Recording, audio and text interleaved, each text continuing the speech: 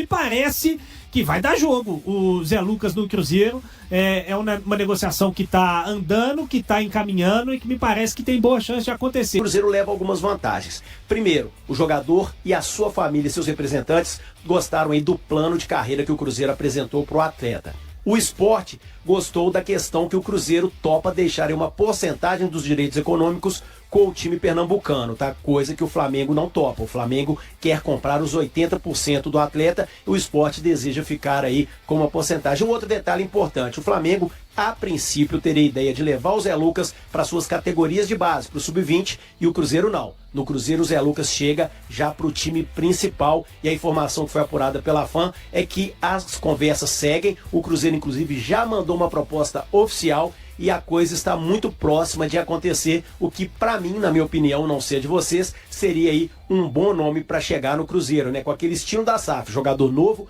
que pode dar retorno técnico e certamente retorno financeiro. Pergunta que eu faço é: o Zé Lucas chegando resolve o problema da primeira volância ali do Cruzeiro, do reserva do Romero, ou você ainda acha que o clube tem que ficar atento para trazer um jogador mais experiente para essa função? A mim resolve. Acho que é um atleta, apesar de jovem, muito talentoso.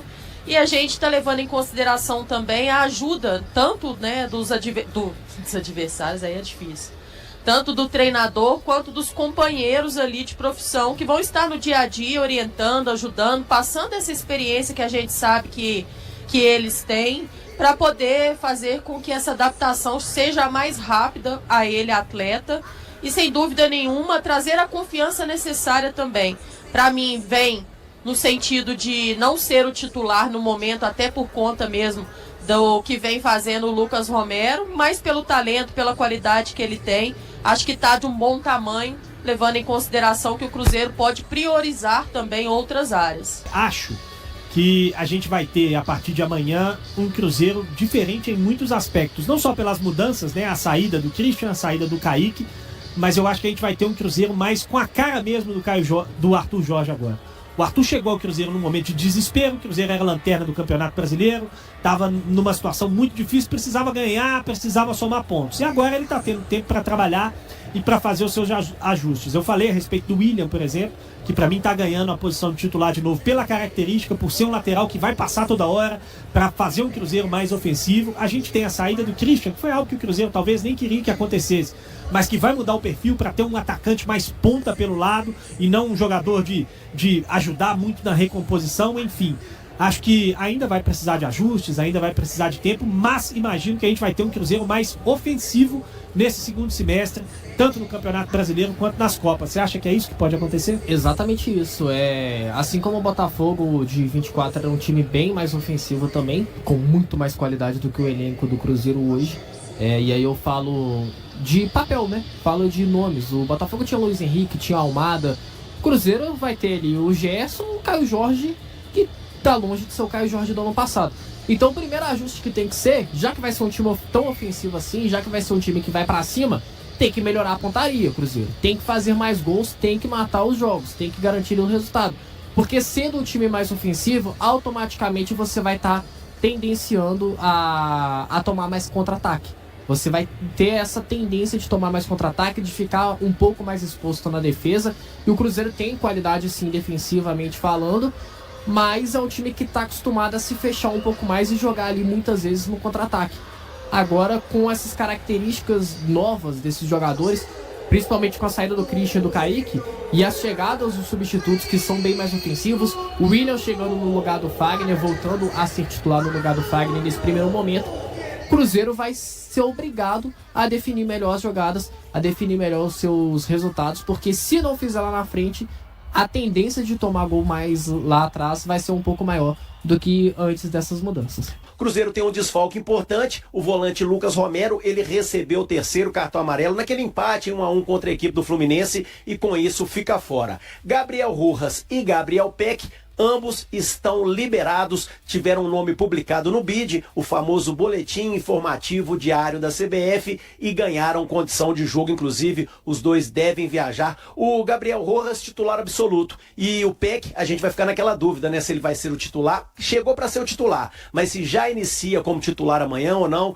porque ali para a vaga tem o Marquinhos, tem o Wanderson, e isso a gente só vai conseguir confirmar amanhã, 1 horinha antes do jogo. Lembrando que o jogo é às 9h30 da noite. E como eu disse, o Cruzeiro tem jogadores importantes pendurados, porque no próximo final de semana, no próximo domingo, a Raposa entra em campo para encarar a equipe do Botafogo, tá? São eles, ó. Cruzeiro tem o goleiro Otávio, o zagueiro Fabrício Bruno, os meias Gerson e Matheus Pereira, o lateral Cauã Moraes e o atacante Kaique Kenji. Esses 6 atletas estão pendurados, né? O Romero tá fora, como eu disse, recebeu o terceiro amarelo naquele empate em 1-1 contra a equipe do Fluminense, e agora o Cruzeiro tem 6 atletas importantes pendurados para a sequência do Brasileirão. Ô, Amanda Buru, o Adro trouxe aí a dúvida no ataque do Cruzeiro. Tem dúvida, Amanda? Quem que vai completar esse ataque do Cruzeiro amanhã com o Sinisterra e com o Caio Jorge diante do Internacional? Para mim, o Gabriel Peck tem mais qualidade do que o Marquinhos, embora o Marquinhos exista a questão para alguns treinadores de uma hierarquia, dele também ter oportunidade, já que ficou bastante tempo também distante por conta de uma lesão séria que ele teve, afastado, né, do gramado, e querendo ou não, isso pode, pelo lado do treinador, visto dessa forma, né, com uma certa hierarquia, para dar a prioridade nesse primeiro momento para o Marquinhos. Acho que o Cruzeiro tem todo, o treinador no caso, né, tem todo o direito de fazer isso, mas se a gente falar de campo e bola, o próprio campo mostra isso, né, que a qualidade técnica do Gabriel Peck, que chegou, que fez o Cruzeiro fazer um investimento até razoável para trazê-lo, não é à toa, né, é muito pela condição e por aquilo que ele entregou também nas últimas temporadas no futebol americano. Então eu não tenho dúvida, eu já iria entrar com o Gabriel Peck. Acho que o Cruzeiro sabe da dificuldade que é de jogar no Beira-Rio, apesar do momento, né, da equipe do Internacional, que vem aí de duas derrotas no campeonato, mas que jogando no Beira-Rio são os 2 últimos jogos são 2 vitórias. Então acho que isso é importante para o Cruzeiro na hora de tomar algumas das decisões para esse planejamento e até como estratégia também para encarar esse Internacional. Como eu disse, se tratando de talento, de qualidade, eu já iria com o que tem de melhor, e para mim o melhor nesse momento é o Gabriel Peck. Claro que a gente sabe que o Peck veio para ser titular do time do Cruzeiro, foi uma contratação até pelos valores e tudo mais, que veio para jogar, mas a gente sabe que tem outras questões também, tem a parte física, tem a parte de readaptação, tem a parte inclusive de entender as ideias do treinador. O Marquinhos, querendo ou não, mal ou bem, tá no Cruzeiro desde que o Arthur Jorge chegou, o Wanderson também, a mesma coisa. São jogadores que o torcedor do Cruzeiro arrepia quando fala que eles podem começar como titular. Mas isso pode pesar a favor deles numa disputa contra o Gabriel Peck nesse momento, né? Ou não? Para começar, sim. Nesse momento inicial, acredito que sim. Eu até falei sobre o Wanderson, né, que ele poderia ainda ser útil para o Cruzeiro, caso não seja negociado. Muito pelo que ele fez no ano passado. Era um trabalho sujo, era aquele jogo que o torcedor não costuma dar muita importância, que o torcedor não costuma dar muito valor. Mas fato é que depois que o Anderson se lesionou contra o Palmeiras, né, aquela entrada do Gustavo Gomes, Foi. Enfim, depois daquele jogo ali, o campeonato do Cruzeiro acabou. Os resultados do desempenho do Cruzeiro caíram bastante, porque perdeu um cara que fazia um trabalho muitas vezes invisível, um trabalho de operário ali, que era muito importante, combinando muito com a técnica do Leonardo Jardim, treinador na época. Mas, enfim, é um jogador que o torcedor não tem muito apreço, não gosta bastante ali, não tem muita vontade de ver jogando, mas que tem a sua utilidade. E pro Gabriel Peck, que é o cara, já é o oposto, né? Já é o cara mais badalado, que o torcedor tá ansioso para ver jogar, que tem a qualidade para realmente despertar esse desejo no torcedor, e também certamente vai ganhar a sua oportunidade por conta disso, mas é um cara que acabou de chegar, então a gente tem que saber ali esperar o processo acontecer, e acredito que vai ser naturalmente. Acredito que o Gabriel Peck vá conseguir até com uma certa facilidade alcançar o seu lugar no time titular. Mas, cara, a contratação mais cara da história do Cruzeiro, foi o Gerson. Um cara que chegou ali badaladíssimo, com toda a razão, com toda a expectativa do torcedor. Demorou quanto tempo pro Gerson engrenar ali no Campeonato Mineiro? Depois o Brasileiro começou também já no início do ano ali, em fevereiro e tudo. E custou pro Gerson jogar o que a gente esperava que ele fosse jogar com a camisa do Cruzeiro.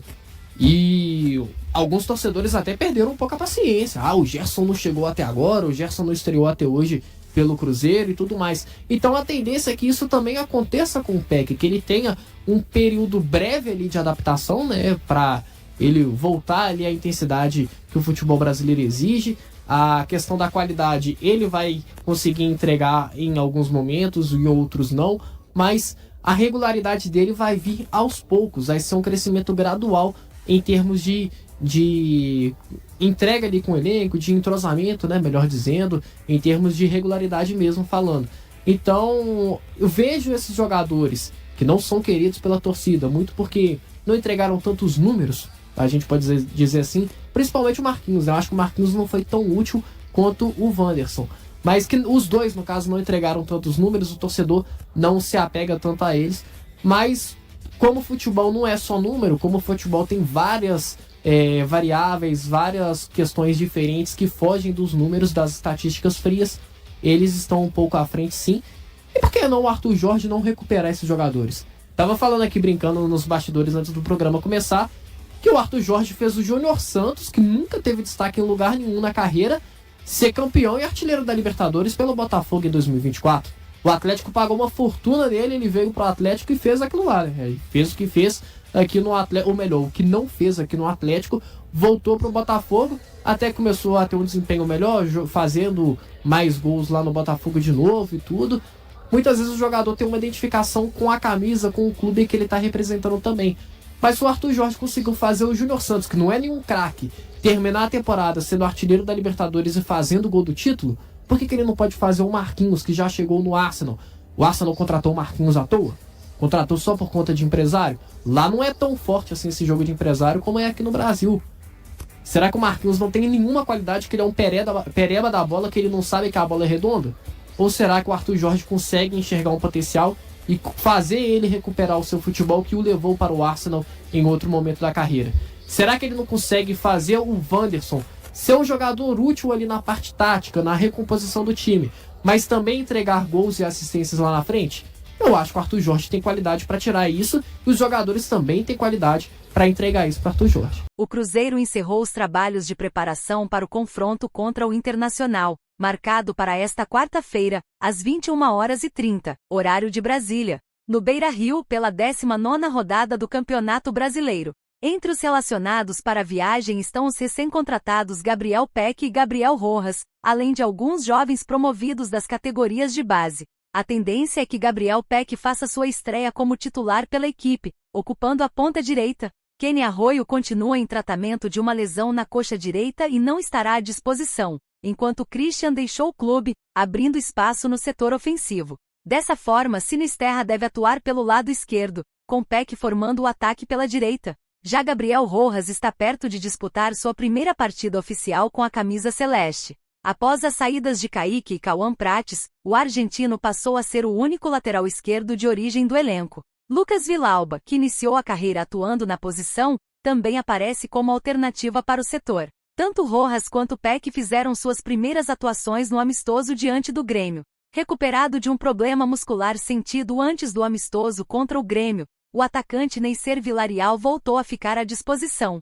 Foi incluído na lista de relacionados e viajou para Porto Alegre. Os jovens Juan Gabriel Meia e Ryan Leles, atacante, também acompanham a delegação para a partida. A provável formação do Cruzeiro tem Otávio, William, Fabrício Bruno, Jonathan e Gabriel Rojas, Matheus Henrique, Gerson e Matheus Pereira, Gabriel Peck, Sinisterra e Caio Jorge. Além das novidades em campo, o clube também confirmou alterações na numeração de alguns atletas. Matheus Henrique deixa a camisa 8 e passa a vestir a 7. Gerson troca a 11 pela 8, enquanto Marquinhos assume a camisa 11 antes utilizada pelo volante. E aí galera, o que acharam? Deixem suas opiniões nos comentários. Não se esqueçam de deixar o like, se inscrever no canal e ativar o sininho para receber as notificações. Até mais, Nação Celeste! Vamos pra frente!